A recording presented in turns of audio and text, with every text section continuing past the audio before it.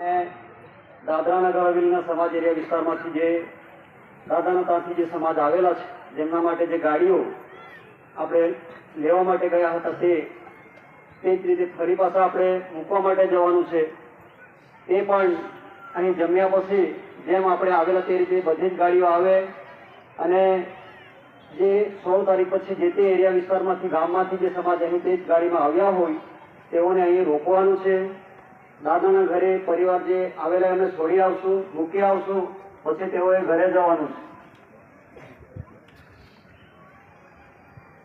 અને આ સ્ટેજના પાછળ જે તે ભાઈ બહેન એટલે કે બહેનનો જે ભાઈ છોકરો એક ઊંઘી ગયેલો છે એ આ પોતપોતાનો છોકરો કાં છે તે શોધી લેજો અને એમને પણ લઈ જજો.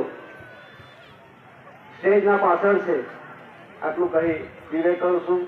સ્વકર્તા પિતૃ કે જય.